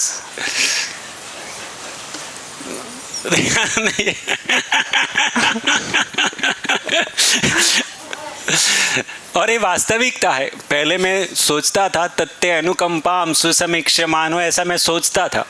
సో ఇది వాస్తవం. నేను దీని గురించి ఆలోచించేవాడిని, ఈ శ్లోకం తత్తేనుకంపాం సుసమీక్షమానో. लेकिन थोड़ा मैं पंचांग और ज्योतिष सब थोड़ा थोड़ा सीख रहा था, अभी अच्छे से नहीं सीखा लेकिन सीख रहा था, और उसमें मैंने देखा कि ऐसा नहीं है कि हमको ऐसा समझना है कि ये मेरा कर्म फल है. నేను పంచాంగం జ్యోతిష్యం అనేది నేర్చుకుంటున్నాము, ఇంకా చక్కగా నేర్చుకోలేదు. అందులో నాకు అర్థమవుతుంది कि हमको समझना है, ऐसा नहीं है कि ये मेरा कर्म फल है. సో ఇది నా కర్మఫలం అని అర్థం చేసుకోవాలని అవసరం లేదు అక్కడ. वो ही वास्तविकता है. అర్థం చేసుకోవాలని అవసరం లేదు, అదే వాస్తవం, నా యొక్క కర్మఫలం అది. आपको दिखाना है तो दिखा दो, कोई भी ज्योतिष को किसी को भी दिखा दो, बताएगा. ఏదైనా జ్యోతిషకునికి వెళ్ళి మీరు చూపించండి, ఆయన అదే చెప్తారు. उसमें दिखाएगा कि आपको ऐसा ही बॉस मिलना है. ఆయన చూపిస్తాడు, మీకు ఇలాంటి బాస్ మీకు కావాలి, మీకు పొందాల్సి ఉంది, మీకు జ్యోతిషంలో రాసి ఉంది అని చెప్తాడు. आपको ऐसे शिष्य मिलना है, ఇలాంటి శిష్యులే మీకు దొరుకుతారు. आपको ऐसी पत्नी मिलनी है, ఇలాంటి భార్యనే మీకు आपको దొరుకుతుంది. ऐसे पति मिलने हैं, అలాంటి భర్తనే మీకు आपको ऐसे पुत्र मिलने हैं, सब कुछ उसमें है. అందులోనే ఉంది మన జాతకంలో. और महाभारत में भी वो धौम्य मुनि बताते हैं युधिष्ठिर महाराज को, మహాభారతంలో కూడా ధౌమ్య ఋషి చెప్తున్నారు యుధిష్ఠిర మహారాజ్తో, वो बताते हैं कि आप लोग कहीं पर भी जाओ. युधिष्ठिर महाराज के साथ कुछ वार्तालाप चल रहा था, उसमें बताया आप कहीं पर भी जाओ 3 प्रकार के लोग हमेशा रहेंगे. ధౌమ్య ఋషి యుధిష్ఠిర మహారాజ్తో చెప్తున్నారు, మీరు ఎక్కడికి వెళ్ళినా 3 రకాల వ్యక్తులు మీతో ఎప్పుడు ఉంటారు. तो एक प्रकार के लोग तो ऐसे हो गए कि आपने उनके लिए कुछ किया नहीं, लेकिन फिर भी आएंगे और आपकी मदद करेंगे. సో ఒక రకమైన వ్యక్తి ఎలా ఉంటారంటే మీరు ఆయన కోసం ఏం చేయలేదు, అయినప్పటికీ వాళ్ళు వచ్చి మనకు సహాయం చేస్తారు. आपको आश्चर्य होगा ये मेरे लिए इतना क्यों कर रहा है. మీకు ఆశ్చర్యం అవుతుంది, ఈయన ఎందుకు నా కోసం ఇంత చేస్తున్నారు. कभी संशय भी हो सकता है कहीं कुछ चाहिए तो नहीं उसको. అక్కడ సంశయం కూడా వస్తుంది, ఈయనకి ఏమైనా స్వార్థం ఏమైనా ఉందా, ఏమైనా కావాలా అనుకుంటున్నాడా. फिर दूसरे प्रकार के लोग हो गए जो आपने उसके लिए कभी कुछ खराब नहीं किया, लेकिन फिर भी आपकी ईर्ष्या करेंगे, आपकी टांग खींचेंगे, सब कुछ करेंगे. సో రెండో రకం వ్యక్తి కూడా ఇలా ఉంటారు, ఆయనకు ఎప్పుడు మీరు ద్వేషించలేదు, ఆయన కోసం చెడు ఎప్పుడు చేయలేదు, అయినా కూడా మన పట్ల ఆయన ఈర్ష్యాభావంతో ఉంటారు, మనకు హింసించడానికి ప్రయత్నిస్తుంటాడు. आप समझ ही नहीं पाएंगे मैं इसके लिए कुछ नहीं किया फिर भी क्यों मुझे परेशान करता है. సో అది కూడా మనకు అర్థం కాదు, ఈయనకి నేను ఎప్పుడు ఏం చెడు చేయలేదు, ఎందుకు ఈయన నాతో ఇలా ప్రవర్తిస్తున్నాడు. बिना कारण के नहीं परेशान करता, इस जीवन में नहीं किया पहले के जीवन में किया होगा. సో దానికి ఏ కారణం వల్ల అది జరగలేనని కాదు, ఈ జీవితంలో ఏం చేయలేకపోవచ్చు, ఇంతకుముందు జన్మలో చేసి ఉంటావు. और कुछ ऐसे होते हैं जिनको हम जितना फेवरेबल होते उतना वो हमारे लिए करते और जितना हम ऐसे थोड़ा अंतर रखते या तो खराब करते उतना वो हमारे तरफ ऐसा ही खराब करते. మూడో రకం వ్యక్తి ఎలా ఉంటారంటే మనం వాళ్ళ కోసం ఎంత చేస్తామో ఆ విధంగా వాళ్ళు మనతో ప్రవర్తిస్తారు. మనం ఎంత మంచి ఉంటామో అంతనే మంచి ఉంటారు, చెడు చేస్తే వాళ్ళు కూడా మనతో చెడుగానే ఉంటారు. तो हम कहीं पर भी रहे, जल में रहे, स्थल में रहे, हवा में रहे, और इंडिया में रहे, अमेरिका में रहे, जहाँ पर भी ये कंपनी जैसे आप कॉरपोरेट वाले जानते होंगे, एक कंपनी छोड़ के दूसरी कंपनी में जाएंगे ऐसे ही बॉस मिल जाएंगे. సో మనం ఎక్కడున్నా, భూమి మీద ఉన్నా, నీళ్ళలో ఉన్నా, లేకపోతే గాలిలో తేలినా, లేకపోతే ఏ దేశంలో ఉన్నా కూడా, ఉదాహరణకు కంపెనీలో పనిచేసే వాళ్ళకు అనుభవం ఉంటుంది, ఈ కంపెనీ వదిలేసి ఇంకో కంపెనీ వెళ్ళినా కూడా అటువంటి వ్యక్తి మన బాస్ లాగా అంటే సేమ్ స్వభావంతో ఉన్న వ్యక్తియే కలుస్తాడు. इसलिए स्थाने स्थिता, एक स्थान में स्थित होकर कृष्ण भक्ति किए जाओ. అందుకే స్థానే స్థిత, ఒకటి దగ్గర ఉండి కృష్ణ భక్తిలో పురోగమించాలి. और जो सुख दुख आना है इधर आ जाएगा, आपके पास चल के आएगा. ఏదైతే సుఖం దుఃఖం రావాల్సి ఉందో మనం ఎక్కడున్నా అక్కడికి వస్తుంది మన దగ్గర. आपको परेशान करने वाले लोग भी यहाँ आ जाएंगे, आपको सुख देने वाले लोग भी यहाँ आ जाएंगे. మీకు ఇబ్బంది పెట్టాలనుకున్న వ్యక్తులు కూడా మన దగ్గర ఇక్కడ వస్తారు, సుఖం ఇవ్వాలనుకున్న వాళ్ళు కూడా ఇక్కడే వస్తారు. और आपको किसी से परेशानी हो रही है तो समझिए कि मेरा कुछ टाइम है, तब तक मुझे परेशानी होने वाली है, जब वो पूरा होगा वो अपने आप चला जाएगा, आपको परेशान नहीं करेगा. సో ఎవరితో అయినా ఏమైనా ఇబ్బంది అవుతుందంటే అర్థం చేసుకోవాలి, కొంతకాలం అటువంటిది, అప్పటి వరకు ఆ ఇబ్బంది ఉంటుంది, ఆ కాలం అయిపోయిన తర్వాత ఆ యొక్క ఇబ్బంది పోతుంది, ఆయన కూడా పోతాడు ఇక్కడ నుంచి. और भक्तों के समाज में और थोड़ा सावधान रहना चाहिए. कर्मियों के समाज में इतना देखना ठीक है, लेकिन भक्तों के समाज में एक दृष्टि और रखनी चाहिए. సో కర్ములతో ఉన్నప్పుడు ఈ యొక్క భావన సరిపోతుంది, కానీ భక్తులతో ఉన్నప్పుడు ఇంకొక దృష్టికోణంతో మనం ఉండాలి, ఇంకా సావధానంగా ఉండాలి. कि सामने वाली व्यक्ति जो भी है लेकिन उसने कृष्ण एक शरण, कृष्ण की शरणागति ली है. ఎదురు వ్యక్తి ఎవరైనా సరే, కానీ ఆయన ఇప్పుడు ఇక్కడ కృష్ణుని యొక్క శరణం పొంది ఉన్నాడు. इसलिए अगर मैं कुछ मन से भी गलत सोचता हूँ कृष्ण मुझे माफ नहीं करेंगे. సో ఆయన గురించి నేను మనసులో కూడా చెడుగా ఆలోచిస్తే కృష్ణుడు నన్ను క్షమించరు. वो जो भी कर रहा है मेरे साथ वो मेरे ही कर्मों का फल है, वो तो मैं कर्मियों को नहीं मिलता, इसलिए भगवान ने उसको माध्यम बनाया है. సో ఆయన నాతో ఏదైతే చేస్తున్నారో అది నా యొక్క కర్మ ఫలమే. నేను బయట వెళ్ళి అభక్తులతో లేను కాబట్టి ఆ యొక్క కర్మ ఫలితం పొందాలంటే భగవంతుడు ఆ యొక్క భక్తుడి ద్వారా నాకు ఇస్తున్నారు. अदरवाइज वो शुद्ध भक्त है. లేకపోతే ఆయన శుద్ధ భక్తుడే. गुरु महाराज मुझे बोले थे नंदग्राम में एक बार, గురు మహారాజ్ నాతో నందగ్రామంలో ఈ విషయం చెప్పారు. वो बोले यहाँ जो भी है सब शुद्ध भक्त है. ఇక్కడ ఎవరైతే ఉంటున్నారో వాళ్ళందరూ శుద్ధ భక్తులు. शुद्ध भक्त मतलब कर्म ज्ञान अभी हमने सुना ना, वो नहीं है उसमें, अन्य अभिलाषिता शून्य. శుద్ధ భక్తి అంటే ఇప్పుడు చర్చించినట్లు అన్యాభిలాషిత శూన్య. तो गुरु महाराज बोले अगर उनको भोग करना होता तो फार्म पे क्यों आते. ఒకవేళ వాళ్ళకు భోగించాలనే కోరిక ఉంటే ఇక్కడ ఎందుకు వస్తారు. इधर भोग करने जैसा क्या है. ఇక్కడ భోగించాలని ఏ విషయం ఉంది. ना टीवी है, ना इलेक्ट्रिसिटी है, ना इंटरनेट, कुछ तो है नहीं, तो इधर क्यों आएंगे.